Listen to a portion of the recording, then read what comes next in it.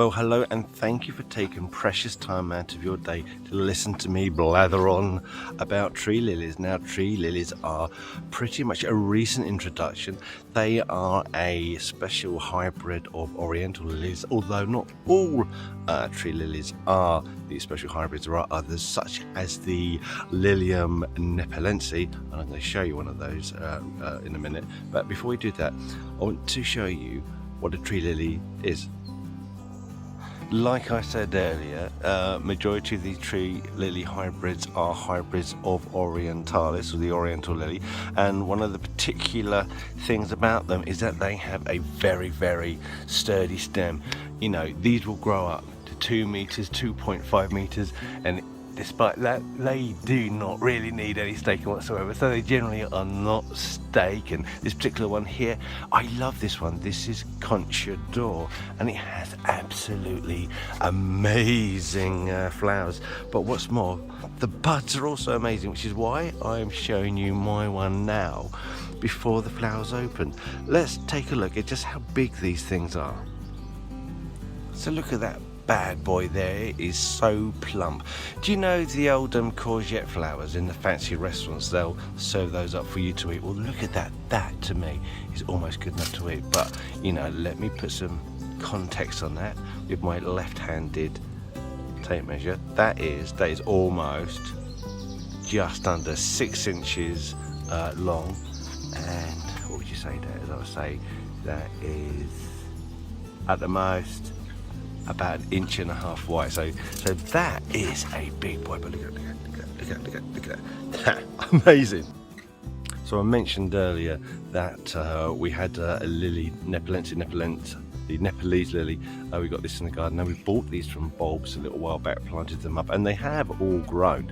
The first time I saw this plant, and it was absolutely magnificent, we found it at the Hampton Court show, but this, blimey, we're talking about 12 years ago. Anyway, I purchased it, brought it home, and again, it was a good 6 foot. And the flowers on that, the flowers absolutely amazing, superb colour. So I was really excited to finally find some bulbs to plant, because I've been looking year on year and not being able to find any. Anyway, this year, 2023, this spring, I found a supply. I had some, I planted them up, showed a video about it, and do you know what?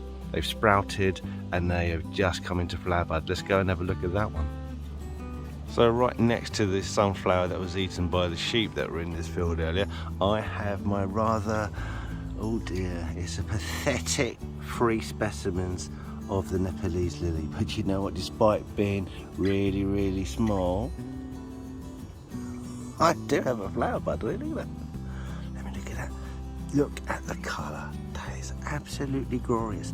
So that's taken a lot of energy out of the bulb, and you know what, this particular specimen got another flower bud on that too. But you know, the one I bought from Hampton Court, that was 6 foot, and the cultivars that I just showed you, that's just, well, that's 1.8, 1.9 meters at the moment, so that's really doing well. But look at this. Oh, it's so spindly, but do you know what, it's alive, and this can be lifted up and brought into the greenhouse at the end of the year.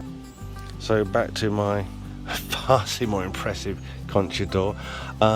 That's as much as really I've got to say about that, until quite possibly tomorrow, when I expect these buds, at least one of them, to burst open, and you can see this wonderful plant in the flesh. 2 days later. And so it's a couple of days later, and would you take a look at that? These are absolutely superb. You can see what I mean when I say these look like the cup of gold vines. And that yellow, you know, I don't really have yellow in the garden, but there is an absolute purity in that colour. Look at the size of that thing, absolute monster. And let's get a banana leaf out of the way. You know, and it's all coming out at the same time. And you know, proper look at that. Look at that. And again, you know, this is over 6 foot tall. Wonderful plant. I do like that. So when it comes to planting these, they are very easy. They don't need staking. I've never seen one with a snap stem before.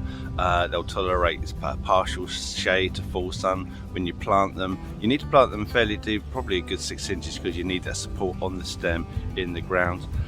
I keep mine outside all year round. We used to keep them in a pot so we could move it around a bit, but it's done so much better in the ground this year, and it survived that winter where we had -6, -7. So they're so strong, you know, they're resistant. The only problem with them, as with all lilies, is the red lily beetle. Other than that, just keep an eye on those, and if you find them, pick them off and then dispose of them how you see fit. But tree lilies, absolutely superb. It's a shame we don't see more of them. Don't really see them very often in the garden centres. You might see 1 or 2 varieties in the pre-packs in the spring. But let us know what you think of these wonderful things, and if you've got any good advice on these, don't forget to put those in the comments section. Anyway, thank you for watching. I'll see you in the next video.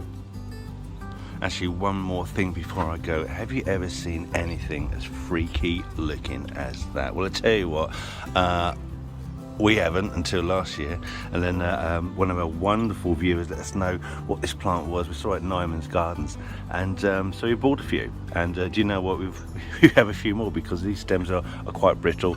They do tend to snap, but then they do take very easily from cutting. So quite soon I'm going to be doing you a video about this little thing. What a wonder!